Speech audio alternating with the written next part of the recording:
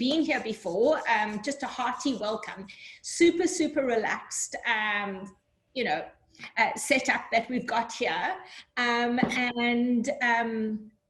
I'm so excited. It's already like 20 people that have arrived. So thanks everybody for joining.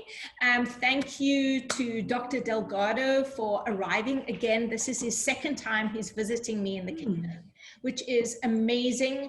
The first time he chatted, it was mind-body connection. It was about his chiropractics. But this week, I'm really excited that he's going to be sharing a more personal story. And you know, what I love about it is it's very relatable. We all go through these ebbs and flows. And for those of you that haven't been here before, this was created because lockdown made us antisocial. We had to stay indoors. We were isolated from each other. And it's really important to know that, A, we're not alone. And when we come together in a casual setting, much like this that I've created, it brings you a sense of ease. You know, there's a sense of community that we can create from each other. It's storytelling for me. It's really about upliftment. It's very important we bring good stories to each other, and everybody has a story. The fact that you're sitting here, you're having your life, you are co-creating your story, and that is going to weave into what Dr. Delgado will speak about tonight, because you know, he'll show you how he's literally started and has been manifesting things in his life. So I could talk indefinitely, which is why it's probably so easy for me to have created this platform. But I'm going to halt, reel it in, get yourselves comfortable, and just hand the stage, I was going to say, and hand the mic over to Dr. Delgado. So thank you, Robert, for joining again. Thank you so much, Elaine. Can you hear me okay? Yes, I'm going to quickly make you the co-host. I'm chatting so much. There we go. You are co-host, and off you go. Okay, perfect. Okay, so thank you for having me back for a second time. This is chapter 2, and last time the story was mainly around my chiropractic journey, but you know, that same message is going to be through today. But I'm a little bit, you know, I do a lot of kind of events, but I'm a little bit actually nervous tonight because this particular subject matter, I haven't really gone in a huge amount of detail in public before. Bits and pieces I've put out there, but it's to think about what's journey I've been. Gone. Tim. Oh, where's he gone? You're lagging. I'm going to quickly mute. I'm going to mute everybody, and then I'm going to unmute him, and then hopefully he's going to come back. So, Dr. Delgado, Rob, won't you unmute yourself and come back on? Cool. Am I here? Yes, you're here. There we go. Oh, no. You need to unmute. Put your sound on again. There. Hear me? Yes, okay. We can hear you. So my hope is I'm not coming from an expert viewpoint. I'm going to tell my story, and maybe some of the things I've gone through and some of the things I've learned over the last few years could serve somebody going through similar things. I must say, 2 or 3 weeks ago, you had the Enneagram lady here, and when I try and tell the story again after listening to that and studying the Enneagram a little bit, a lot of characteristics I had as a young person start to make sense. You know, it kind of came together now, you know, and because I always start my story with my earliest memory is of being a warrior. Not a warrior as if I can fight, like I worried about everything. So it was always like I was the person like, oh, is that person late? What if there's been a car accident, you know, or what if we don't make it on time? What if they ask that question on the test and I didn't learn that question? It was this constant fear of, and now that I understand the Enneagram, besides being anxiety, it was a fear of failure. Yeah. That's what was driving me. It was this constant fear of failure, you know. And what it did is it made me a little achiever, because I got the perception that if I achieved, there was probably less chance of there being failure and bad things happening. And I suppose to a certain extent, I thought that my self-worth was based on what I achieved. So I tried very hard with stuff. And that went on at school level. I was always the person who worked really hard at school and went into high school and then all the way into university. And, you've probably all know someone like this that walks into the exam and goes, I'm sure I'm going to fail. I'm definitely going to fail. Yeah. And then at the end I'd come out and it was all fine. But that was because my mind would perpetually just look for what was missing. And another thing that was there from a young age was this lack of peace. And that's what I wanted to talk about tonight, is that I was aware from a very young age that I wanted this feeling of peace and everything to be calm, but I never had it. I felt like I was always in this tense mode. So anyway, qualified as a chiropractor, and I immediately went to the UK.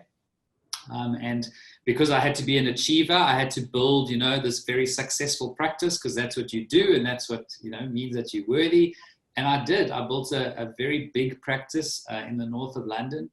And in those days, I had no wife, no children. It was just me. So I had all this disposable income. And, I used to wear like stiff collar shirts and that whole Enneagram 3, like the Mont Blanc wallet and all that. I had all that stuff because I wanted everyone to see how successful I was. I've got this recollection of I didn't work on Fridays. And I would take Friday off, and that would be my shopping day, trying to find my joy, And there was this area with shops, I forget what it's called in London. And I was like Pretty Woman, when she walks down the road with all the bags. Yes. And I sat down at a coffee shop and I had all these bags next to me. And I suddenly realized I still have that gap, that's something missing. And here I'm sitting there. I've got a very successful practice. I've got more disposable income than I knew what to do with. I could do whatever I wanted. If I wanted to next week go spend a week in Spain, I could do it.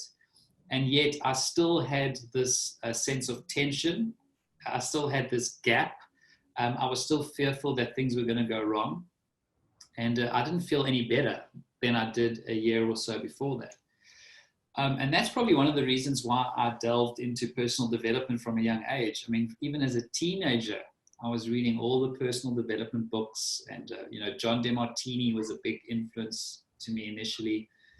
And then came up this theory of you can attract things with your thoughts.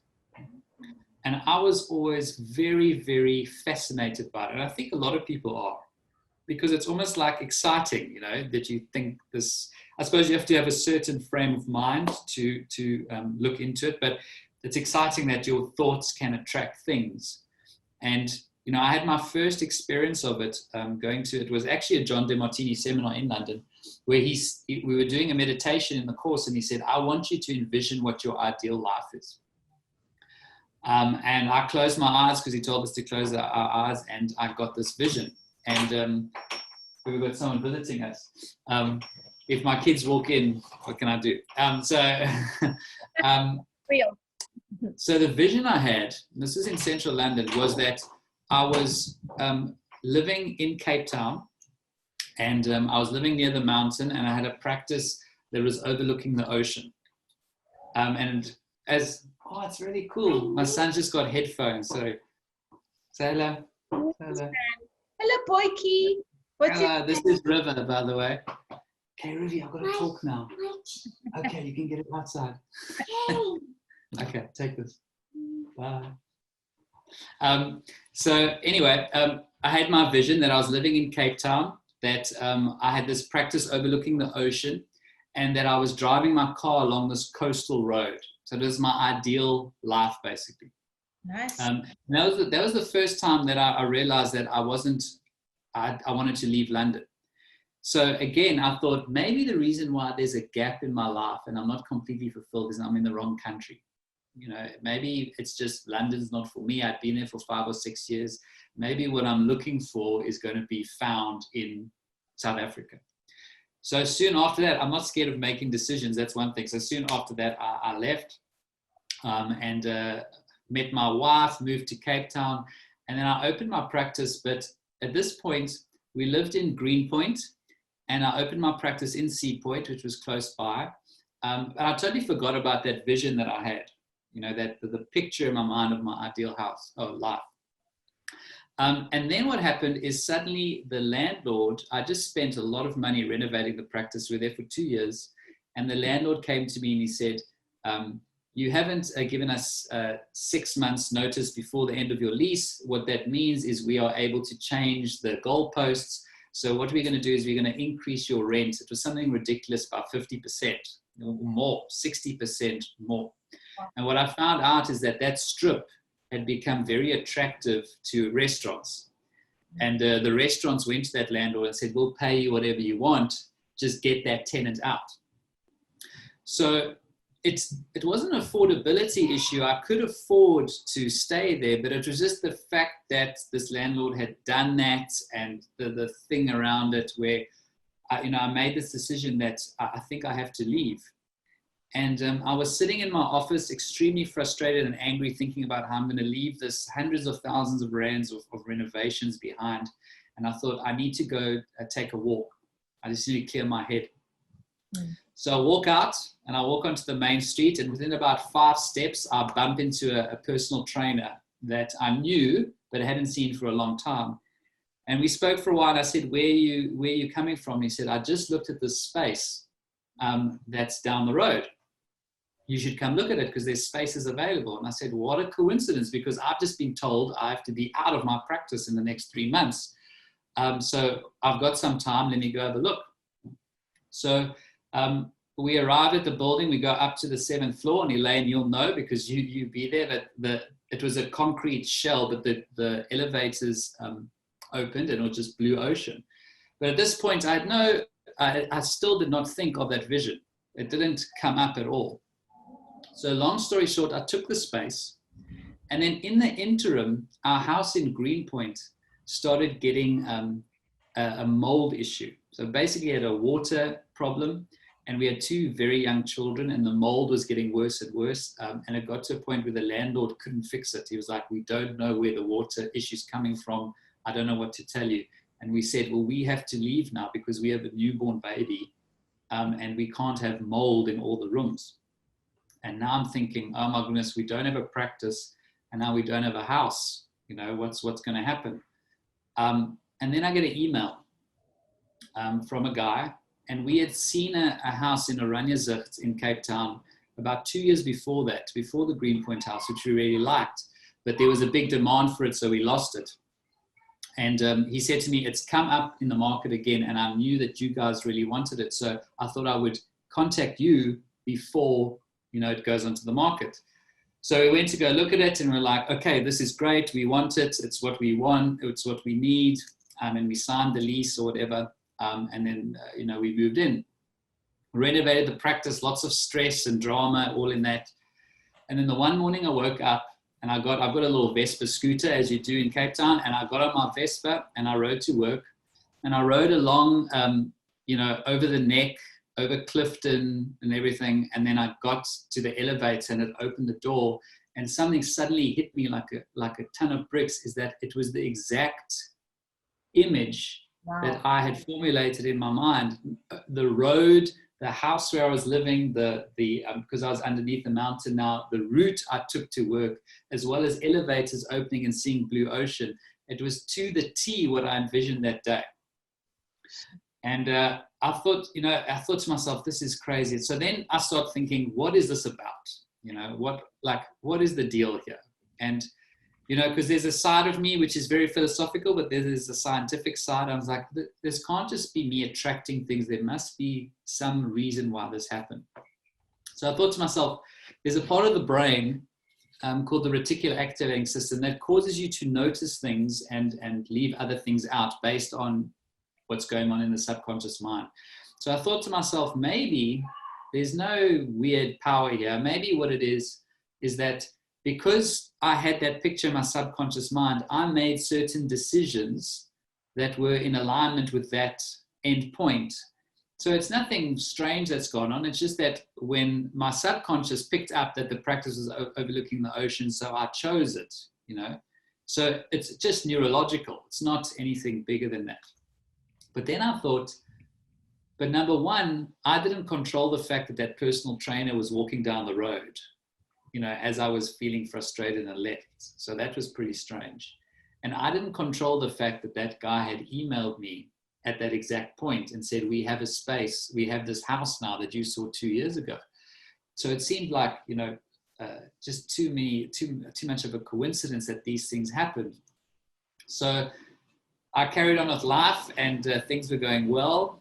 And then as life happens, I got hit with a major challenge. And how it worked with me, my house is going to blow down. Now, how it worked with me is I got a phone call from my accountant, and she was actually in Worcester, and she said, I'm going to drive to town now to meet you. And I thought that was pretty strange that she would come all the way from Worcester to meet me. But I thought, okay, well, you know, anyway, maybe she's coming in anyway, so let's meet. And she walked into the office, and I could immediately see that she was very nervous. She was like trembling, you know, sitting down in the office. And she said, first of all, I just want to tell you that congratulations, your practice is doing really, really well, you know, way better than we expected, you know, when we started working with you 3 years ago. And I said, okay, well, thank you very much. And she said, but we've picked up a little issue. So I said, what? And she said, you know that we have access to your accounts and your management software. There's been a section of your business which we didn't take into account when we were working out your income and therefore your income tax. So what that means is that when we've been working out your income tax, we've been really significantly downplaying your income, which means your tax that you've been paying has been too little. And I was quite surprised at the amount of tax I was paying every year, but you know, you don't ask questions because you don't want. I thought, I've got a CA running this. She has access to everything, so therefore I'm not going to ask any questions. But I was aware that my tax was probably lower than it should have been. So I said, so what's the deal? So she goes, well, it means that the tax you're going to have to pay over the next year is going to be substantially more than you anticipate because we have to catch up. And when she told me the figure that I had to come up with, it was hundreds and hundreds of thousands of rand. I realized it was all my savings was gone, knocked out, like my overdraft would have gone to the absolute max. And I sat there thinking, okay, well, not the end of the world. And she said, there's something else. And I said, what? She says, also, because you're so far behind, we're like 2 years behind, you're going to have to start putting away extra money every single month to try and catch up because, you know, it just carries on this deficit. And when she told me how much extra I had to put away, then suddenly the reality hit me that I was basically, you know, going to have to live on half the income, just as we had the second child, move into the second house, you know, in the new house, renovated the new practice. I'd have to live on half the income for probably a year or so just to catch up. And that put me in an interesting situation where you have to work harder than you've ever worked before, but you have less income. It's a strange mindset thing. You're working harder, but everything gets taken away from you because you're having to catch up. And that obviously put a huge amount of strain on our relationship. I was looking after a wife and 2 kids. And we got to a point where we were living hand to mouth almost. It's like as money was coming in, it was going out. And it led to more than one occasion where the credit card wasn't working at the till. And I had to start like moving money around to try, you know, get through it. So this kind of, as you can imagine, being an achiever and basically basing my self-worth on what I can achieve. And now I've gotten to a point where I'm struggling to pay the bills. That sent me into this spiral of, you know, I'm worthless, I'm useless, I can't even, you know, support my family, and it sent me into a huge downward spiral. And then this whole thing of using your mind to create your reality, I just said, this is all a load of rubbish. You know, I didn't attract this into my life, you know, so that theory I had that it's just choices you make based on what's going on in your head must be correct. So to speed up the story a little bit, I hit a real low point. And I walked past my bookshelf, and there was all my books on personal development that I'd collected over the years. And I thought, I've got to do something to dig myself out of this hole. So I started digging out books, and I started reading again. And it made me feel a bit better. You know, so my circumstances weren't better, but at least in the morning I got a little bit of a buzz that, okay, I feel better. I feel inspired now. And then it got to a point where the one morning, it was early in the morning, it was dark outside. And I was doing a meditation that I had learned. And suddenly this vision came through my mind where it said, well, in my own voice, it said, your purpose is to help people achieve more fulfillment in their lives. It just came through as a thought. And when I thought about it, I thought of a particular patient that I used to see at work where she was this young girl, very clever, had the world at her feet. She was high in corporate, but she was anxious all the time. She couldn't sleep. She was stressed. And it was like she was on this hamster wheel trying to create this corporate goal. But at the same time, she was completely unhappy and unfulfilled. And the vision came into my mind of her. And I was like, how can this be that people are achieving so much and not happy with their lives and feeling like something's missing? And this vision came in that your purpose is to find out where true fulfillment comes from and then to teach other people how to get there. So then, as I came out of that meditation, I thought to myself, okay, so if you're going to do this, if this is your purpose, you need somebody to help you. Because currently, in your current state, you're in no state to be teaching anyone about fulfillment. You know, you don't even have the tools to help somebody with that. You have no idea. And I thought to myself, I need a mentor. I need somebody who has a similar background to me, is further down the journey, somebody that can take me by the hand and say, this is the path you're going to take to reach this purpose. And it wasn't even a week later that a patient walked in. He was a German guy, young guy. He was younger than me, a year or two younger than me. But he had this presence that when he walked in, it's like everybody knew that it was there. You know, very low stress, giggly, almost like a childlike, persona, would giggle at things. And I asked him what he was doing. And he said, well, I've taken the year off, and I'm traveling the world with my fiance, and we're in Cape Town now for a while. And I'm thinking, wow, that's pretty cool. And he tells me he's an entrepreneur and he owns this business and that business. Then he said, I owned a clinic where I teach people how to eat, move, and think. And I thought, wow, that's strange because that's basically my background. I teach people how to eat, move, and think. And I'm saying he has the same background. And then I mentioned Tony Robbins because there was the book I was reading at the time. And he said, oh, do you like Tony Robbins? So I said, yes. He says, oh, I was a platinum partner in Tony Robbins for years. I've been to every seminar around the world. I've followed him around the world for years. That's a coincidence, So he lies down on my table and we're still talking. And I'm thinking, this is so strange that this guy has this background and he's talking about Tony Robbins. And he says, but you know what? I'm in business, but my real purpose is to teach people how to have more fulfillment in their lives. And I was like, drop the mic. So I sat him up and I said, you and me need to go to lunch.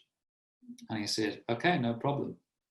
And I took him to lunch and I said to him, look, all these weird things are happening. And I had this vision of my purpose and you just said the exact same thing a week later. And I just think this is too much of a coincidence. And you could see he wasn't even surprised. He was just like, and when I was speaking, he kept on getting goosebumps. It was quite weird. He would get goosebumps and he'd go, ooh, I like what you said there. You're really speaking your truth. And okay. And then he told me that he was a coach, a business coach, a mindset coach, a spiritual coach. And I said, I need to work with you, whatever it takes, because the signs are there. And he said, yeah, okay. I've taken the year off, but because you seem like a nice guy and you seem like you have a good purpose, I'll work with you. This is how it will happen, and this is my fee. And he told me his fee, and it was a monstrous amount. It was in euros because he was from Germany. I was already struggling to make ends meet because I'm trying to pay SARS back, and he tells me this like figure that is like probably a quarter of my salary at that point, to coach, just to coach with him. And he says, oh, by the way, if you work with me, it'll be the toughest year of your life. He says you will be put to your absolute max. It'll put stress on your marriage. It'll put stress on your friendships. It'll put stress on you financially and in your business. It will be the most challenging year you've ever had. I don't work with people unless they give me a year commitment. So if you're not willing to sign up for a year, don't even talk to me. But if you do it, your life will never be the same again. So how's that for a sales pitch? He's like, I'm going to take all your money, and this will be the hardest year you've ever had in your life, and your marriage and everything else will be pushed to the absolute max. Do you want to do it or not? And because of all the things that had happened, all the signs and all the things, so I spoke to my wife, and she was amazing. I can't believe to this day that she was supportive of it. And she's like, I see the sparkle in your eye. And if this is part of your vision, this is what you must do. So I signed up with him, even though I couldn't afford it. I didn't have the time. I didn't have anything. And then we started working together. And I'll never forget the first lesson. He said to me, the first chat we had, he said, what do you think you're capable of? And we spoke about that for a while. And he said, I want you to do something. And he said, stand up. So I stood up, and he says, go into a half squat position. So this is in my office. So he puts me in this half squat position. It's almost like a wall sit, but lower, where your legs are burning. And he says, I want you to stay like that for as long as you possibly can until you collapse. And I was like, okay. And I thought this was very strange. But anyway, I just went with it. And he said, I got to about a minute, and my legs were on fire. I was shaking. My one leg was collapsing. And I got to, I think it was about a minute 45, and I completely collapsed, like legs gone. And before I could even get my breath, he said, stand up again, stand up. And I stood up, and I was still shaking. And he said, do it again. And I said, you're joking, right? He says, do it again. So I went down into the squat, and he says, close your eyes. So I'm closing my eyes. And he says, now you're going to hold that squat now. And I want you to think of your family. I want you to think of your children. I want to think of everything. You do whatever it takes. You're going to stay in that squat position. And I'm in the squat. My legs are still shaking from the first rep. The second rep, I go into it, and I'm shaking. And he's going, come on, come on. And he's like, my receptionist is outside. She must have thought there was crazy stuff going on. And finally, I collapse. And I open my eyes, and he shows me the clock, and it's 4 minutes. So the second time I'd done it 3 times the length with fatigue. And the only difference was I'd connected my mind to a vision of something that I wanted, and my body followed suit. And that blew me away. I mean, if I had to do it right now, I would never even get to like 2 minutes. And there was 4 minutes with fatigue. And that's kind of how it went. So we started coaching, and the first thing he went through was limiting beliefs. And my big limiting beliefs were fear of failure, fear of criticism. What if I don't make it? What if people judge me? What if this is the wrong decision? And he took me through a process of removing those limiting beliefs from my subconscious mind. So he actually had systems and procedures to take these things mentally out of your mind. So there was a framework that he gave me. And then he said, I want you to read The Alchemist every week until I say stop. Once per week. I was like, you want me to read the same book every single week? He said, yes. And until I say stop. And there was such accountability that I would come the next week, and he would say to me, did you read The Alchemist? And I was like, yes. And he'd go, okay. And I would have to underline things. And then he gave me these other tools like goal conditioning and vision conditioning. So I had to envision what I wanted in my life using my thoughts. And I had to it was getting control of my emotions. And there was this whole series of events that he taught me through. And then the strange stuff started happening. So he said to me, what is it, the tool you want to use to help people with fulfillment? And I said, I want to do the online game, because I just think you can have such an impact online. And also it gives me freedom of movement, which is very important to me. So I said, great, go find 2 people that you can study that are the masters of online businesses. So I did some research and I came across 2 names. One was Russell Brunson and the other was Tai Lopez. Now, they were basically online marketer gurus from the US.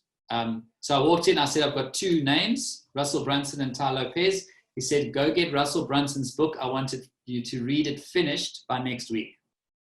So I'm like, okay, do whatever it takes mode. So I went to go get the book and I read it cover to cover in a week. And in the first chapter, Russell Brunson talks about a guy called Jacob Hiller, who started an online business teaching athletes how to jump higher. So he just had an interest in learning how to jump higher. He decided to create an online business. And a couple of years later, he had built a $10 million empire teaching athletes how to jump higher. And when I read that story, I thought, geez, if somebody can build a $10 million empire teaching people how to jump higher, surely fulfillment is something that people would want, you know. And I thought about it for a while. And then I started watching videos of Tai Lopez, and he wasn't really my style, but anyway, I was still watching his stuff, looking at how he used social media and all of that. And then, and I'm not exaggerating, it was within the same week, a patient walks into my office and he sits down and he's American. And I say, how are you doing? So I say, what do you do for a living? So he says, I'm a trainer. So I said, what do you train? So he says, I teach athletes how to jump higher. So I look at the file and it's Jacob Hiller. And I said, are you Jacob Hiller? So he goes, yeah. And I said, I was just reading about you in a book 3 or 4 days ago. And he says, what a coincidence. I'm here on holiday. I walked past on the Seapoint Main Road. I saw your plaque on the wall. I looked at your name and I said, I've never been to a chiropractor. Maybe I should walk in and see if they had an appointment. And he walked in and there was an appointment open, which is also rare. And he just walked in. And I sat there and I said, how is it possible that I was reading about you 2 or 3 days ago and you saw my plaque and you stopped and you walked in? So anyway, I said, I'm taking you to lunch. So we went to lunch and we actually became friends and we're still in contact today. But then it gets even stranger because a week or 2 later, an American couple come in as patients and they also own an online business. But they sell a clothing brand called Om. It's a yoga clothing brand, actually ultra successful, also multi-million-dollar business. And they're traveling the world. They're like in their 20s and they're traveling the world, country to country, just like living the dream. And I got to know them quite well through them seeing me regularly while they're on holiday. And it was about week 2 or 3. I said, geez, you guys have done amazingly online. I said, how did you learn this stuff? And he said, well, my best friend taught me everything I know. In fact, we're getting married in a month's time. He's the best man at my wedding. So I said, who's your friend? So he says, Tai Lopez. And I sat there and I was just like, this can't be happening. So I said, we need to go to lunch. And then we went to lunch and I became quite friendly with them and they supported me quite a bit in my journey of creating this online business. And then I realized with what happened there was what they talk about in The Alchemist is called beginner's luck. And when you really connect to your purpose, what usually happens is initially all these good things happen. And then suddenly you get tested. And this is why he wanted me to read The Alchemist, because he knew all this would happen. And he was foreseeing it. He said, good things will happen, things will be attracted into your life, but then you will be tested and you will be tested along the way multiple times. And he showed me a graph, which, really has changed my mindset completely. And I think for a lot of people, this will be helpful. As he said, in our minds, we want progress to be like that. So whether it's in life, relationships, business, whatever, we start at point A and we get to point B. And he said, in reality, what happens is that it's flat and there's a couple of dips and there's a little bit up and then a little bit down. And then suddenly there's a click. And then from that click, everything shoots up. So he said, that is the journey you will take. That is the journey that everyone takes. You can't stay away from it. And that's why I want you to read The Alchemist, because that's the only book he's come across that really tells the truth. in The Alchemist, he goes on this journey, but he gets hit. He goes in the desert and all of that. And that's exactly what happened to me. I was not, things would go well, then a massive challenge would come in. I went through more financial stress, more than I'd ever been before. Like I would do, say, a webinar, and, it would be in a webinar that I invested so much money in, and the electricity would go off like 5 minutes before the start. I remember doing a webinar, and we had marketed in New Zealand, and I'd spent thousands and thousands on Facebook ads to New Zealand. And there I go, we had 150 registrants for this webinar, and I go on, electricity goes off kind of 2 to 3 minutes before, not load shedding, it just went off. And there was about 20,000 Rand in Facebook ads gone, because to get these guys back on a webinar is almost impossible. Then they're gone, and this carried on, and I pushed, and he pushed me to the limit. He pushed me to the limit. I was working 7 days a week, 12 hours a day, trying to, because I was still in full-time practice. And so the sequence he took me for was, first, we got clear on my purpose, and that drove me forward. Next is we got very clear on what my vision was of my future. And what he got me to do was to visualize that vision all the time. I had to do it every single day. And then the next thing, which was really important, is he called it state conditioning. And that was to keep your state up no matter what's going on the outside. So what usually happens is you get challenged, and then your state drops. You go into victim mode, or you go into scarcity or whatever. And he was conditioning my mind and body. And I look back now, he was conditioning my mind and body for what he knew was going to come. He knew I was going to go through hard times. And he was like, I'm going to, like an athlete, condition your mind. And how he did it is he would teach me how to lift my state and get certain and abundant and really clear. And then he would tell me to condition it. I had to do it 5 times a day for 2 or 3 minutes, lift my state up to a high level. We used to put it in numerical order, like get to 10, get to 15, get to 20. And over time, my state started just naturally being higher. So I got clear on I got the purpose, the vision.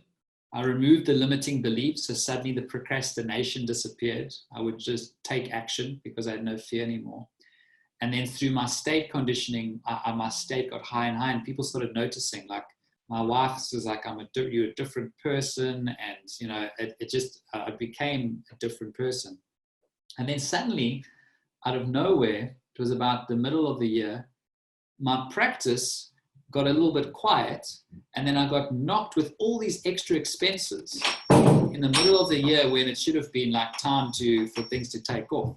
Pizza! Okay, cool. I'll be back. So now all of a sudden I was in this trench, and I walked in and I said to him, I thought that now I'd done all this work, that things were just going to take off. And he said, what did I tell you in the beginning? And I was like, oh yes. He says, you will be tested every single corner. The universe is testing your worth to see if you are worthy of reaching your purpose. Are you going to do what it takes, or are you going to give up? And he says, most people give up. In the book, The Alchemist, they say the darkest part of night is just before the dawn, and that's when most people give up. It's like and he said, you will not meet a successful, fulfilled person on this planet who has not gone through the challenges that you are currently going through. I was like, I can't take this anymore. I was broken, because pushing myself mentally, emotionally, now all the stress coming in and being held accountable by him. Then it's kind of, we got towards the end of the year, and things started picking up, and I started online businesses, and they started doing really, really well. And then I got hit with another major challenge right at the end. But to make oh yes, and then something happened. He had this uncanny ability to kind of tell what was happening. It was almost like he could tell the future, and it was very strange. I didn't know how to take this guy, because to me, he looked like this normal German, like 37-year-old, but he could almost tell the future, and he could tell what I was thinking. It was like he was in my mind. And he would like say, next week, you're probably going to come up against something, and you're going to be all cocky, and then something's going to happen to bring you down, and that would happen. And still to this day, I was saying to my wife, I don't understand this guy. And I'll tell you at the end what I think has happened. But the one day, it was near the end, because we were going to work together till December, and it was about September, and things were really tight. And he said, I'm going to give you a gift. And I stood up, and he said, get up into state, get into a high state, get into a high state. And he stood in front of me, and he touched me here. And as he touched me here, I got this feeling of this exploding energy coming out of my heart area. Like physiologically, I could feel this like bursting feeling in my heart. And I was like, what has happened? And he's like, now you're aligned. Your head and your heart is aligned. He says, you'll never be the same again. This was in his room. He lived in Fresno. And I stood there, and still to this day, it's been about 1.5 years now, I still have this awareness of this expanding energy coming out of this. Now, for somebody who's scientifically orientated, I mean, like when someone says the heart, I'm like, yes, it pumps blood, you know. Then things started to take off. And it was from that day that I experienced true fulfillment, like true joy, irrespective of what was happening in the outside world. So I still get negative emotions, and I still feel anxious and depressed and angry just like everyone else. But at the same time, there's this feeling of wholeness that has never left me from that day. And I started teaching people online these techniques. So I created an 8-module course, and in that course, I gave people all the techniques, limiting beliefs, vision, purpose, all these things. And then at the end of the year, you know, we parted ways, and you know, my online businesses have really taken off this year. And then when lockdown happened, it like, you know, things got hectic. Then that took off even more. And now I'm at a point where externally things are going really well, and internally I feel complete. And I now feel like I've got the skill set to help other people do that. And then a couple of months ago, I read the book. Oh yes, I missed something. It's important. Right near the end, he kept on saying to me, you're almost there, but you've got one problem. And I was like, what is it? What is it? And he says, you've got resistance in you still. You're not surrendering to the process. And I didn't know what he meant. He's like, you've got resistance. I can feel it. And I could feel it. There was a resistance to expanding. And he kept on saying, it's like the pillar is just about to topple over. But the last thing you need to learn is how to surrender and how to release that. And I couldn't get it. I knew I needed to surrender. I kind of understood it, but I couldn't get it. And we actually left each other with me not really understanding what he meant until I read the book, The Surrender Experiment, a few months ago by Michael Slinger. In that book, the entire book is about surrendering. He talks about yogis and that in there. It's a book I think everyone should read. But after reading that book, I suddenly realized what he meant and what surrender is. And that's what I've put into my own life now, is that I have all those tools, but I've surrendered to the flow of life now. And in that book, he mentions another book called The Autobiography of a Yogi, which Elaine, I've spoken to you about now, which has completely transformed my life. And I realize now that my coach that I had over that time was a connected individual. He was he had super consciousness, and that's why he could connect with me. That's why he could almost seem to tell the future. He could like tell me my thoughts even before I thought it. He was connected. When I spoke to him later, I mean, at first I didn't believe this, but I do now after reading that book.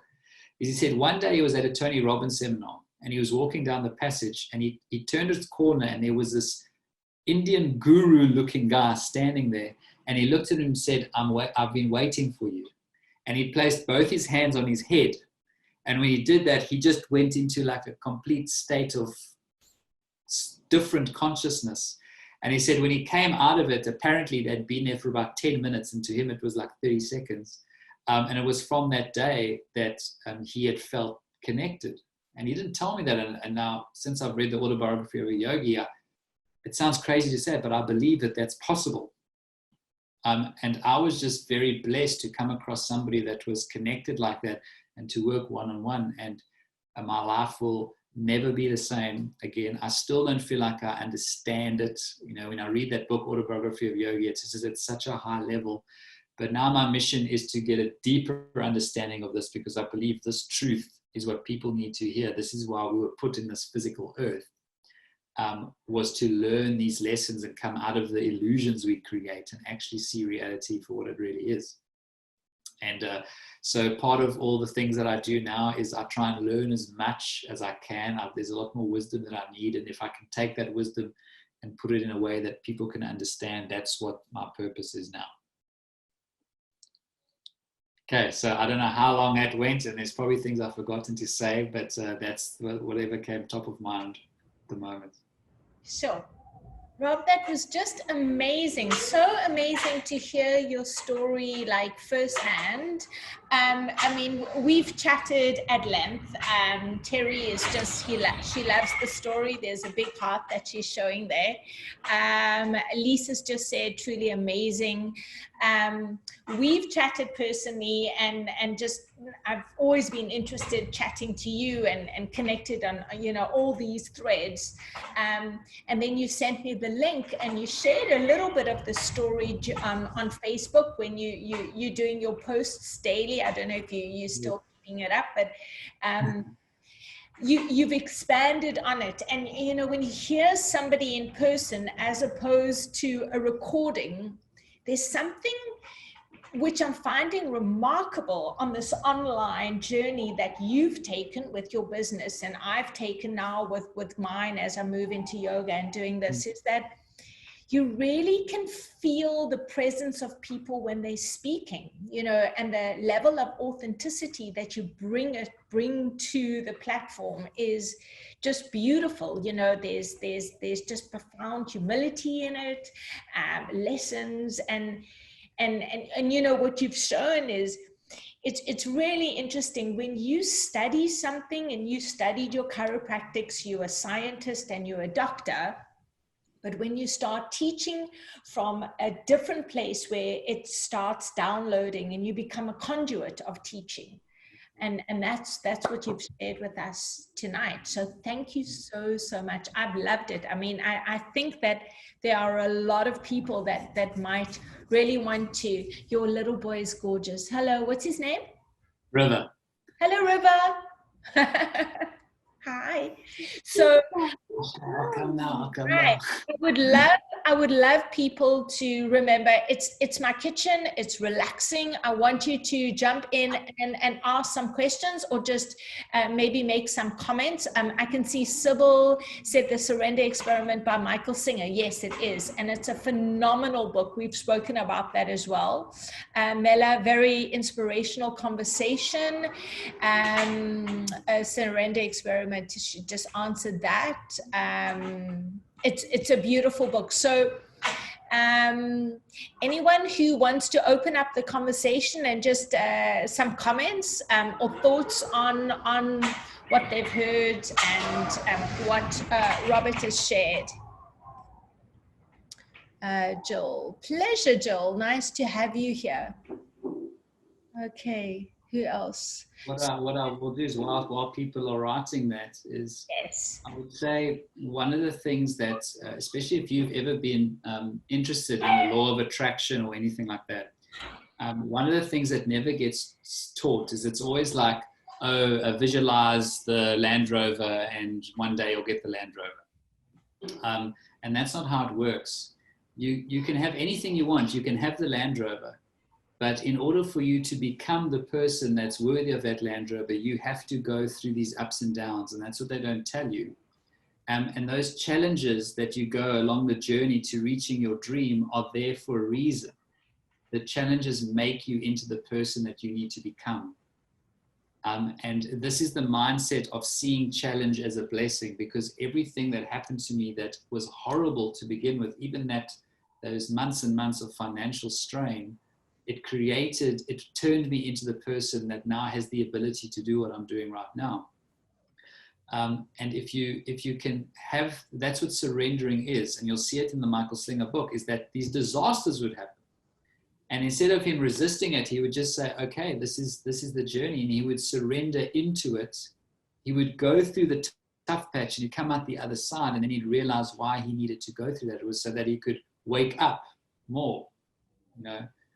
And that's, I mean, you could call it faith as well, is that you know that things are working out for you, even though you're going to go through some bumps in the road. And I know some people go through massive bumps that make my bumps look like nothing. And I don't want to downplay trauma or challenges, but you do need to know that the challenges that we go through are there for us to reveal more of our true nature. And these connected individuals, like the one I worked with, it's like he's lifted out of the reality, the illusions we all have, and he sees reality as it truly is. It's like divine and it's ordered.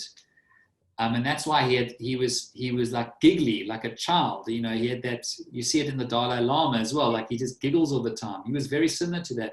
He was a hard-nosed businessman. If you owed him 10 Rand, he would write you a lawyer's letter that he owes you 10 Rand. Like he was very businesslike, but at the same time, he'd giggle like a child. You know, he had this joy inside of him. And that's when somebody is out of that illusion into true reality. And it's almost as if in order for you to experience that, and they say this in The Alchemist, the most important thing you need is courage. Because to take that first step is scary as hell. And there's many times in that journey that you'll want to give up and you'll want to go back to your comfort. And you need that courage to break through.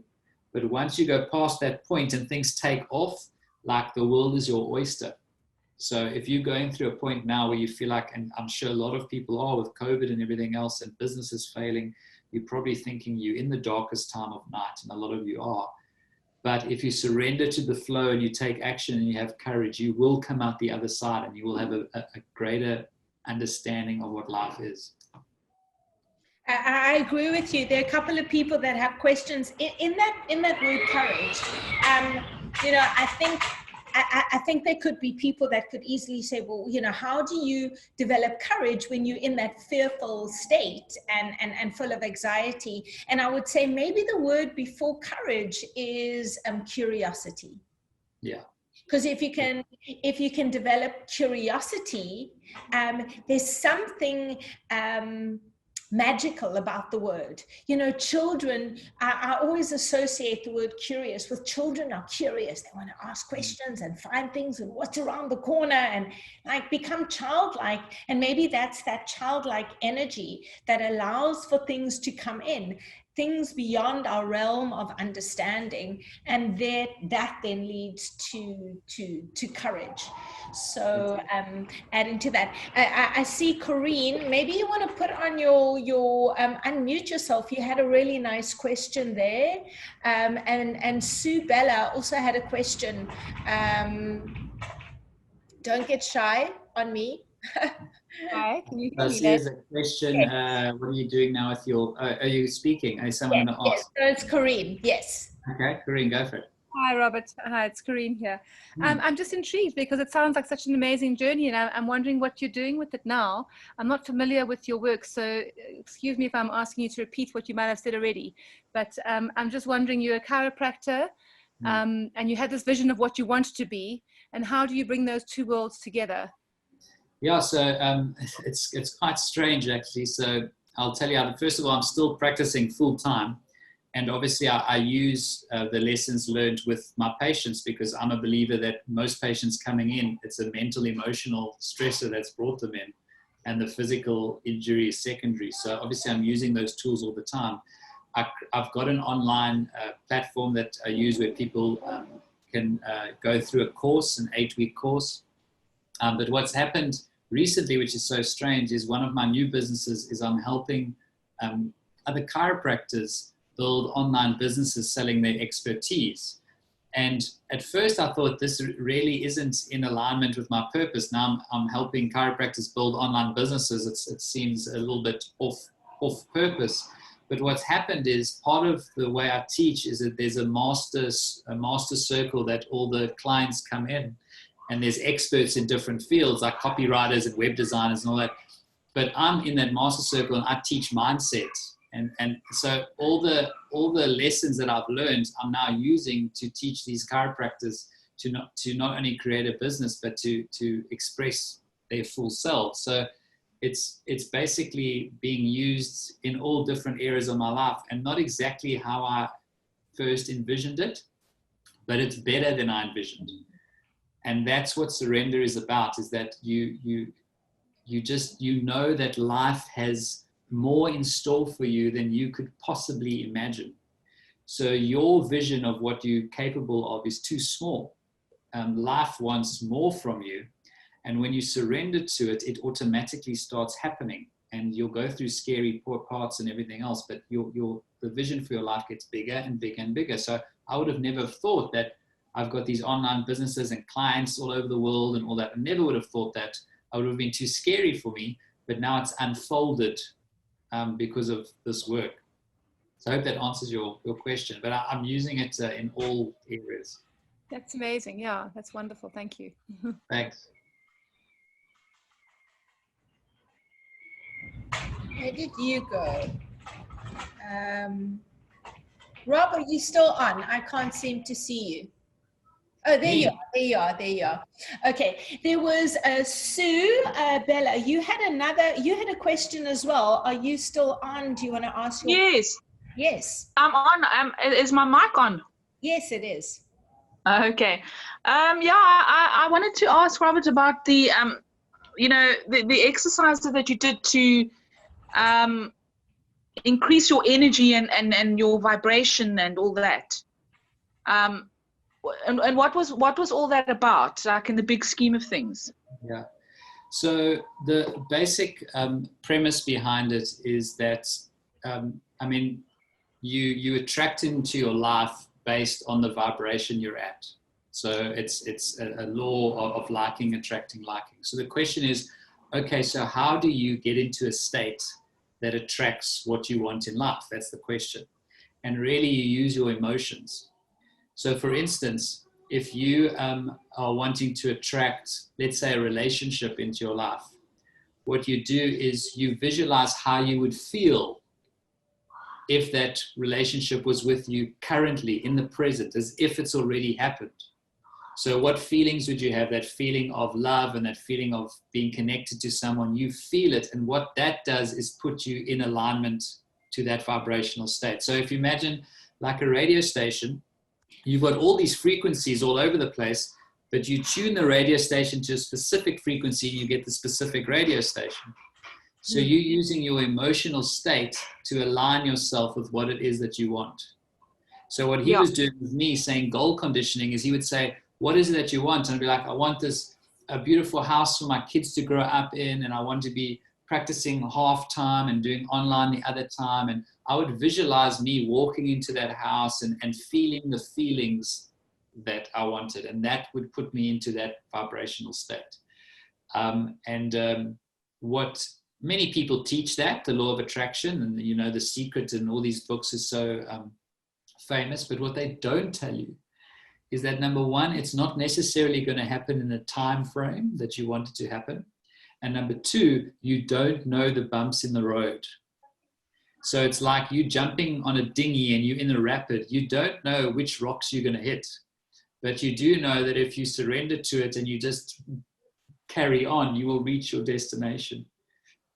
And the only text that I've read that really speaks like that is The Alchemist, because in The Alchemist, at first he thinks his journey is going to take him 3 days and he's going to get his treasure. It ends up taking him 2 years and he goes on about 10 journeys in between that. And that's how life works. Because you need to go through those journeys to become who you are going to be when you achieve your dream. So if you didn't go through those bumps and bruises, you wouldn't become that person. So it's about visualizing, feeling it as if it's already happened, surrendering to the flow, taking the bumps because they will come, and having faith that they're all there for a reason and that you'll reach your dream, which will be, you'll be coming back on yourself and you'll realize that what you're looking for is already within you. You don't need the Land Rover or the house. Actually, it's already there. And that's what actually happens. And what happened to me is that what I was looking for, that peace or that fulfillment, was already within me, and I didn't need anything outside to change. But I had to go on that whole journey to come to that realization, because you don't learn by listening to people, you learn through action. And that's another, you can read all the books in the world and you can listen to me talking, but the only way you will own something is through you taking action and then experiencing it yourself. Absolutely. Pete, I know, wants to add something to it. Pete, you want to unmute? Yeah. Hi. Hi, Elaine.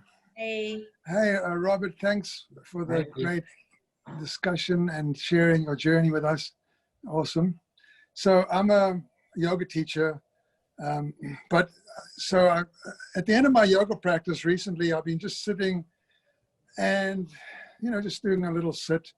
And what I've been doing is visualizing being on top of a mountain, and what it must be like to be up there all by yourself with just a lot of space around, and looking over the valleys to the mountains beyond and the big sky above. And to me, it's like, if you let your mind, I suppose if we understand that our mind can be limitless like that and it's fully expansive, then we really can open ourselves to being whoever we want to be, whatever we envision.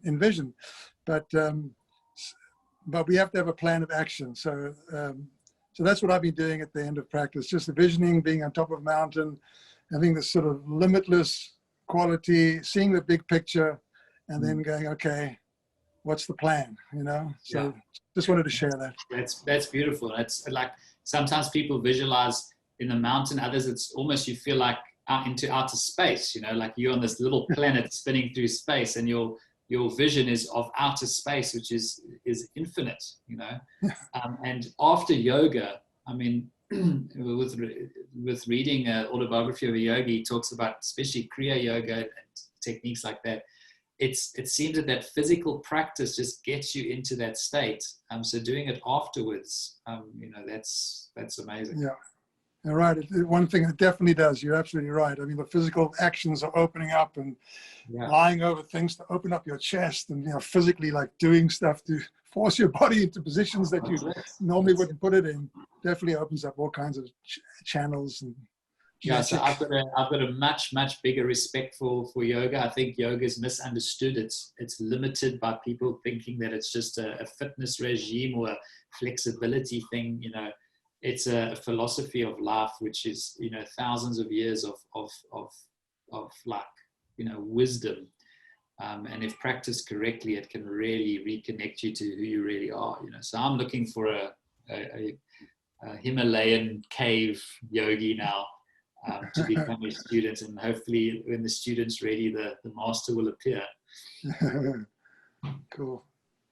Excellent. Thanks, Pete. That was great.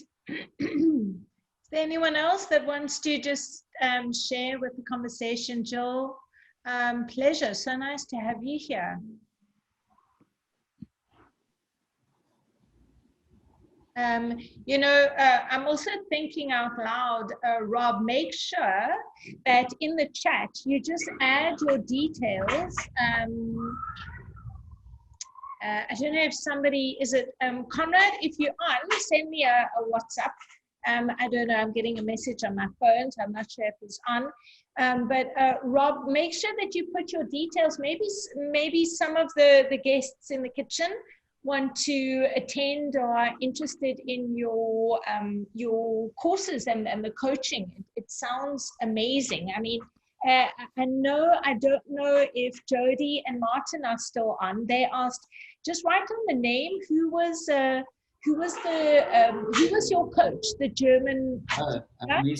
His name was Michael Dudenhoffner. Last German name.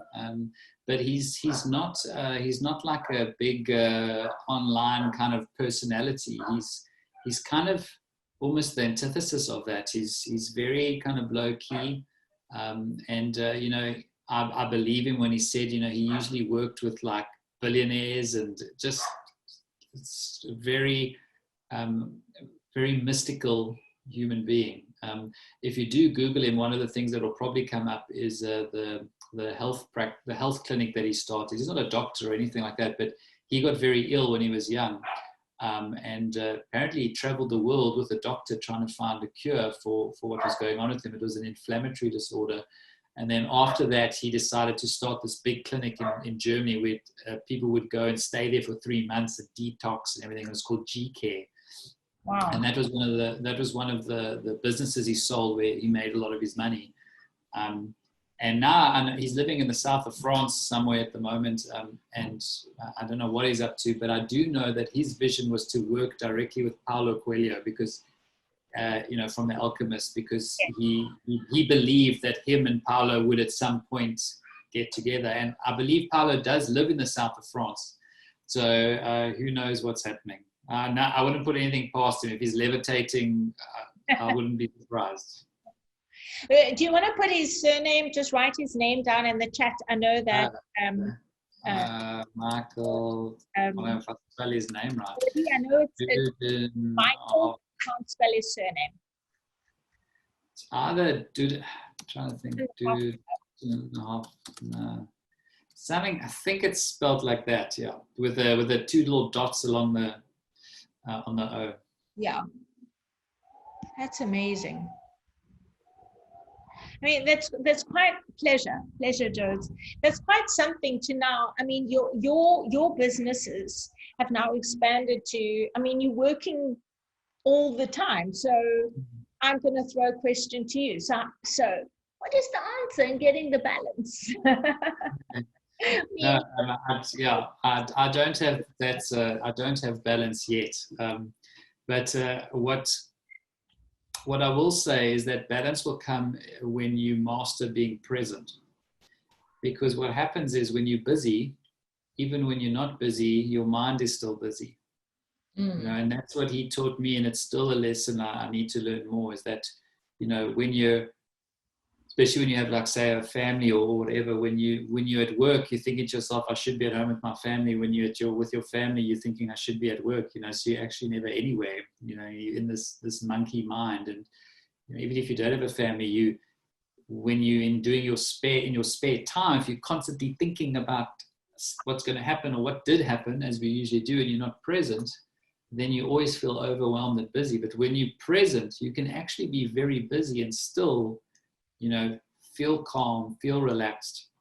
So I would say, look at priorities, look at what's important to you. What are your values? Most people don't live in accordance to their own values. They live in accordance to outside values. Very important that you know yourself. Sometimes you've got to say no to things. I'm saying no a lot more now to things that I would say yes to, because I've realized it just takes too much of my time. And you will, it's what I learned through him is that the balance actually never really happens, because if you think about it, it's never when all your plates are spinning perfectly in balance. It's never like that. What's happening is different plates start to wobble, and then you've got to, if you're a student and you've got an exam coming up, that's where all your focus is, and your social life and your family life might, start wobbling, and then you've got to spin that. So I think the perception that one day you get to a point where everything is just balanced all the time is an illusion. That never happens. What happens is you must be present with what you're doing, and when certain things go out of balance, you just move towards that. So I'll go through times in my life where I'm working crazy, and then I'll see the health plate will start wobbling, or the relationship plate. Then I've got to say, okay, I've got to move and do a little correction there. And it's not easy. I'm not always good at it, but that's reality. There's nobody on earth where everything is just flat and perfect all the time, because that wobbly plate and you spinning it again is part of your growth. Absolutely. And then, maybe the balance is how we choose to manage things. And it's definitely cultivating that sense of presence in what it is you're doing, which is a practice. It's a practice of being where you are when you are where you are. That's it. For me, it's the biggest challenge for me personally, and is presence. I just have a tendency to be thinking about the future or the past, and it's one of the reasons why I meditate daily is I'm trying to rewire the mind so that it's more present. I mean, doing yoga, getting into the body, out of the mind into the body is again another practice of presence. If you go into a very difficult posture and you're like straining, you're not thinking about what you're going to have for supper tonight. You're concentrating on your body at that time. Yeah. So I think it's one of the benefits of things like yoga and meditation. Yeah. Absolutely, it's just in line with what Pete said. And often I find I finish teaching a class, and it's the moment I've finished teaching a class and I've got everybody to sit up, and we finish the shavasana and we're sitting up, and it's just like 5 seconds sometimes of like just sitting. They have a choice of then continuing to sit, but it's the sweetness that arrives in just being able to sit then, because by then we've used the physical body, like you said earlier, Pete, you've moved your body into positions, but you're also releasing physical energy. And in that, you're allowing the mind to tune into focusing into something tangible, even if it's not accessible, it's tangible. And there's enough energy released for the mind to then just get out of the way and just be in this magnificent body that we're gifted with, because, none of us know how long we have this for. So it's just like 5 seconds of being with it. And if we extend it to longer, and the practice of that, you get used to being in the present. So like anything, it is a practice. So the practices you learned with your coach, I mean, are practices I would imagine you continue daily. So probably not at the intensity that I did it with him, because it was incredibly intense. But I still practice goal visioning. I still practice finding limiting beliefs that I have and then becoming aware of, it's just a limiting belief. State conditioning, I'm still aware of that. So if I find that my state's quite low, I lift up my state. I definitely do it all still, just not at the same intensity, because I don't think I have to do it at the same intensity. If you think of, a true yogi, they didn't even have to meditate. They teach meditation to their students because they need it, but once they're fully enlightened, they just are. It's a state of being. It's a state of being. So I think with me, I'm nowhere near to that, but my state of being now is just very different. So I don't have to do it as intensely as I used to. It was almost like going through Mr. Miyagi, from Karate Kid initially.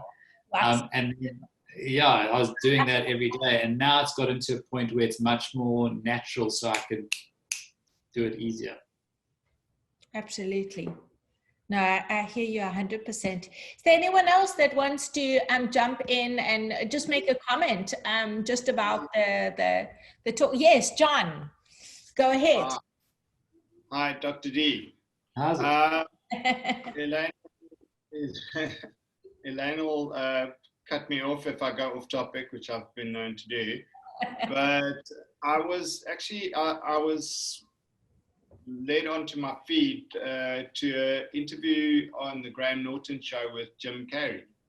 Yes. And it's totally on point, where he was describing all of this and how he was at school and he met this Catholic priest, or the one teacher, and he said that whenever I want something, I just pray to God and it comes my way. And he tried that, and he envisioned he wanted to get a bicycle, and 2 weeks later there was this he walks into the lounge, there's this bicycle, and he'd apparently won it through a lottery, which his friend had entered him in, and the whole story, and like that set him off, and this is at a very young age.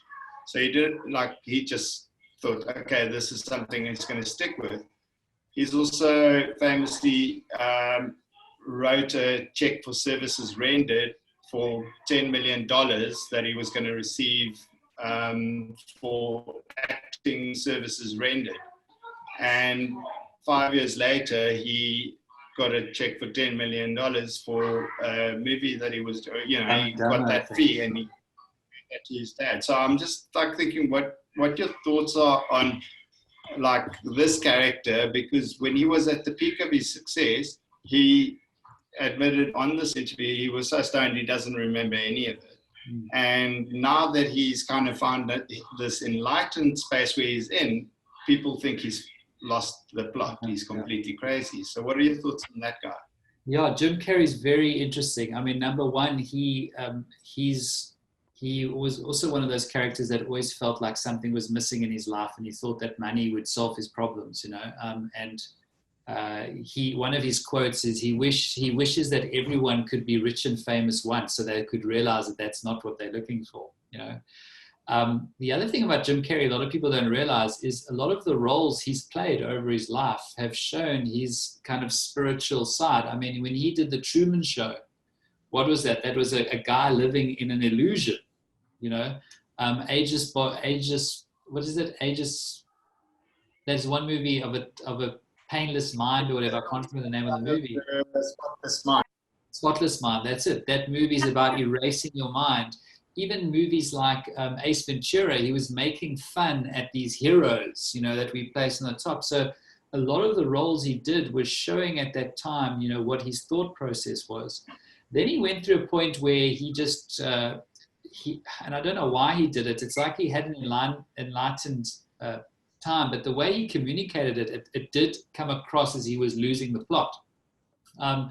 And he started doing art and everything now, but it seems now that he's settled that down. I don't know why he took it to that extent. And now everybody wants a piece of him again. I mean, his art is selling for huge amounts of money. You know, he can choose roles whenever he wants.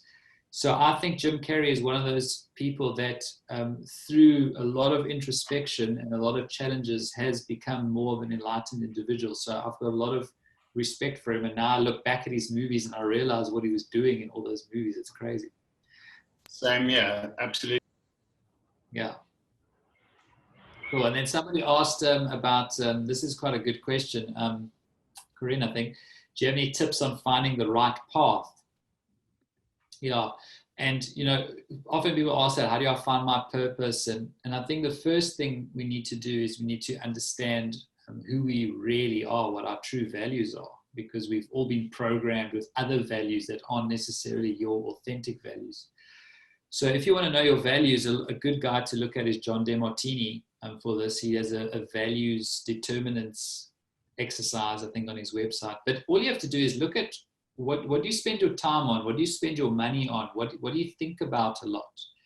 You know, because you automatically spend time and money on things that are important to you.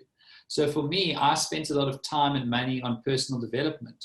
So I was very well aware that that was my values, like growth and development. So then if you want to know what your purpose is, so for me, I asked myself, when am I on fire? Number one is when I'm teaching. So you'll see now, like I've been on calls to the US almost every night this week, like, and last night the wind like kept me up. So I haven't slept much in the last few days, but I could sit and speak here all day, you know. So I'm on fire when I'm yakking. And number two, I spend a lot of time and money on personal growth. So my purpose then is to learn personal growth and then teach it. So for me, the way I found my purpose was to look at my life and say, when am I truly happiest? When have I got passion? What do I spend my time and money on? And then how can I use that to serve other people? And that's how you connect your purpose. Also, when you're looking at purpose, you've got to get out of the mind and into the heart. So, you know, that's where you truly are. So, you know, getting into a meditative state and taking your awareness into around the heart and then asking the question, you know, what is my purpose? You often get the answer. And another thing to understand is not everybody has this big purpose, you know, like me. I've got like this kind of driving purpose. A lot of people, your purpose changes and adapts over time, and that's okay. You know, there's Elizabeth Gilbert. She says it well. She says, some people are like a jackhammer. It's like, my purpose is to cure cancer, you know, and I'm one of those people where it's like one thing. But other people are like a hummingbird, and they follow their curiosity, and their purpose changes, you know, and one year it's this, another, and that's totally fine too. So don't put pressure on yourself or judge yourself if you don't have this big grand vision of curing cancer. and your purpose seems to change from season to season, that's totally fine. Can I add something to that? Because I think something that came to me when I went through my chemo journey was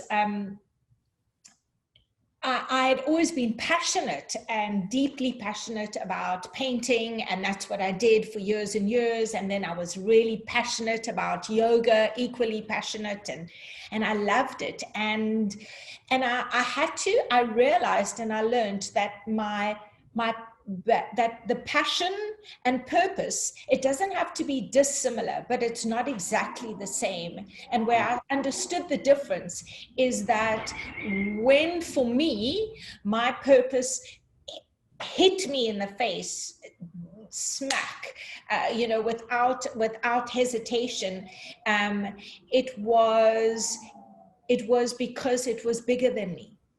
Yeah. So I had no hesitation. I knew what it was because it wasn't about me anymore. And it made me so excited because there was just this transmission of information that told me this is what you've got to do, and it was beyond me. So the purpose, maybe that's the difference between the purpose and passion. They can connect. I'm deeply passionate about teaching, but one of the things that I'm going to share here is that I worked in the film industry and I would teach painting. I was an excellent painter, but I was a shocking painting teacher. I was impatient, and we didn't have the time in film, and we had to get it done. But even then I was teaching yoga, and I never forget my roommate today, and she was my boss back then, and I would teach at lunchtime, and after teaching one day at lunch, she said to me, some of the crew that were painting with us came to the yoga class, and she said, I must confess, I was a little bit nervous because, if you teach them yoga the way you teach them painting, they would be scared and they wouldn't come back. But she said, you're really a yoga teacher, because the minute I teach, it's not about me. It's got I don't even know who is speaking, but I know that all I have to do is arrive and something will translate. And there's that sensation of complete meditation and being present.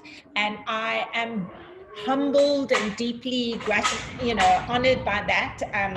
But I think that's that thing when you're looking for purpose and connecting your passion, but that's the purpose when it's bigger than you. Yeah, totally agree. Yeah, it's got to be in service of others. Yeah. And there's nothing wrong with making a lot of money, because that's just an energy exchange, but the money is the side effect. Yeah. And this is what he taught me, is that he was a multi-millionaire before the age of 30. And he said to me that the day he started his journey into becoming a multi-millionaire is when he suddenly started seeing himself as serving others. It stopped being about him. And that's the day that his financial life took over. And no matter what business transaction he did, even when he was kicking my butt, it all came from love. And even the fact that he was charging me so much money, it came from love, because he knew that if I committed financially, it would drive me to do what I needed to do. So the moment you start thinking of something bigger than yourself is when you're in alignment with your true nature. Yeah. When you're in scarcity, which most people live in, it's all about what can I get? But really, we didn't come to this world to get, we came to give. When you own that, that's when life, and it's a journey to get there. If you don't feel that way now, it's fine. I didn't feel like that for a long time. I was always about what could I get. But through introspection over time, you'll see there'll be a switch, and that's when your external reality will change. Absolutely. Thank you, Michelle, for that beautiful comment as well. Sometimes speaking is much easier for me than writing. My typing is slow. But it absolutely changes the way you see the world. So when you see it from the perspective you're speaking of, the relief of not being veiled with that fear that we inherit, because I don't know that we're born with it. When you look at children, they're not, that's why when you look at the Dalai Lama, when you look at the Archbishop Tutu and his relationship with the Dalai Lama, when Mandela as well had that as well, that giggly, childlike nature. Children come from the light, you know, and we aren't born with it, so we inherit this fear. And when you can kind of start developing tools to release yourself from these inherited illusions, and the yoga word is Maya, when we move ourselves into Maya, you know, when we live Maya is that duality. Yes. But at the same time, with that duality, okay, it might be my noise, Danny, but it's because the wind is so, I think it's the wind in Meadowhook there. yeah, so bad. But at the same time, you know, the journey, and you speak about the alchemist and your journey having gone up and down. It's the journey of the contrast. You have to see the dark to understand and appreciate the light. And one has to kind of keep on going through it. And what happens, I think, through that navigation is your reaction is less. You don't react as much. You can respond and keep calm in that. And that's what John Demartini talks about. He says you've got the illusion of the duality, but the center point, which he calls you're in a state of gratitude, presence, certainty, and love. That's what he says is your true nature. But we spend our entire lives doing this. And what's an important point is just from you said that we inherit these things. It is true. We inherit our deep beliefs between the ages of about 2 and 7. And that comes from our environment, our mothers, fathers, teachers, preachers, where, you know, you get belief systems programmed into the mind, into the subconscious. And then from about the age of 7, we start living automatically with those patterns. And most people aren't even aware that they're controlling their behavior. The subconscious mind is 1,000,000 times more powerful than the conscious. You can't even compare them. So whatever's going on in the subconscious is running the show. Your conscious mind is nothing. So if you've got these limiting beliefs, like I had, the fear of failure, fear of criticism, your action will stop. You'll procrastinate, or you won't take action. You won't really understand why. You'll just know you feel fearful, and it's those limiting beliefs. So finding them and removing them through discipline and through will is one of the greatest gifts you can give yourself. And it's not easy. The technique I was taught how to do it, it's quite heavy. It's quite demanding, because you need to be in a high state, and you need to do it with repetition in order to rewire those neural connections. But after a period of time, it just got easier and easier, and then suddenly it didn't have power over me anymore, which, you know, it still bubbles every once in a while, but it doesn't have power. I'm able to be aware of it and then shift. Yeah. And like you say, it really is that repetition, because the subconscious mind is absorbing information constantly, whether we know it or not, because it's absorbing through all the senses as a continuous thing. Yeah. And, you know, our conscious mind is only working through just the cerebral brain. So it's going much slower. So it really is this practice of constantly working at rewiring until it's a practice that becomes a lifestyle. And maybe that's the key, turning your healing into a lifestyle, turning your teachings into a lifestyle, which is what you're doing, which is why it's now your vocation, not your career, your vocation. And it takes, just like yoga, it takes discipline, and it takes will. You know, when I was going through these procedures with him, I mean, every cell in my body was like, no, I don't feel like it. I don't have the time. So I had to use my will to do it, even though I didn't feel like it, and have discipline, you know, to do it when I didn't feel like it. And even when I, you know, just wanted to give up. And we all have that will and discipline. Some have to practice it more, but what I do believe is that it's almost as if, it's not that you have to prove your worth, because we are all worthy of anything we want. It's more about, you just have to refine your discipline and your will through practice. And that's why everybody goes through challenges before they reach their dream. It's like, let's just test this person's will, you know. And then the people that break through are the ones that get all the abundance, and the rest give up at some point because they don't have the will to do it.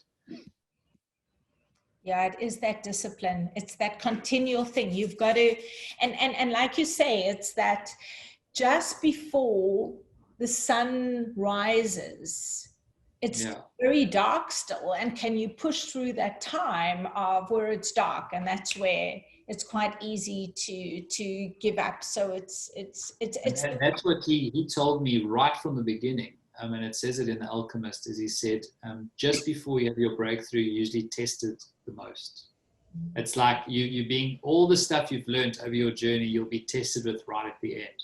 And that's where most people give up. So you die of thirst just as the palm trees, you know, come over the horizon. And like in that story, just before he finds his treasure, he gets beat up almost to death. And then it's after that he finds his treasure. And that's how I felt. You know, by the end of that year, I felt completely beat up. Every part of my life had been pushed to its limits. And then I came out of that, and that's when I had this different feeling. Yeah. I just realized I must go now, though. So if anyone has a question before I go. Okay. Anyone, John, do you want to ask a quick question? Yes, quick one. Yes, I was, as a frequent flyer in Elaine's kitchen, I heard your confession about your Enneagram and how you were identifying as a personality that, like, if you couldn't be number one, you wouldn't try. So you were like such a perfectionist. So what I think, well, my take on your story now is that this coach basically put all these challenges in front of you in order to distract you from your limitations of not attempting things where you think you can fail. That's exactly it. Exactly it. And I mean, now that I understand the Enneagram more, I understand why fear of failure, it's part of my personality. Like, I would not do something that I thought I could fail at because I had this massive fear of failure. And he just, that's why, and he knew. And I said to him, why must I sign up with you for a year? Can't I do like 6 months? And he's like, no, because you'll give up at 6 months. And he's like, you either sign up for a year or we don't work together. Your choice. Because he knew at 6 months, my fear of failure would start coming up. And this is the crazy thing. He knew it. He knew exactly what was going to happen at different stages. So through the discipline he was getting me, you're right, he was trying to distract me from that constant fear of failure, and there was no turning back. I had signed a contract with him. He would have held me to that contract. So it was like, you have to go forward now. You can't go back. And if I was just paying him month to month, I would have gone straight back. Like, if you didn't do it within the time frame, like, so he actually harnessed your need to succeed in a sense that it gave it a time frame, so you couldn't give up. Right? Exactly. It wasn't up to you, had to. So by it basically just playing to your strengths and limiting your weaknesses. That's exactly it. My fear of failure, like especially when we got towards the end of the year, my fear of failure drove me to do like ridiculous discipline. You know, and he knew that. Right, and the crazy thing is he knew it right from the beginning. You know, that's why he put it all together. Awesome. Okay, so guys, I must go, but thank you so much, Elaine, for having me, and it's always great to come on this, such great people on and guests, and yeah, hopefully it was helpful to some of you, and yeah, I'll see you again. Wonderful. Thank you, Rob, so much for returning. And I'm sure I can convince you maybe to come back for a third time. Everybody loved it. So thank you. I know your time is limited. And it's just always a treat to have you here. So I will see you soon. Okay. Thanks, everyone. Bye-bye. Thanks. Bye. Thanks.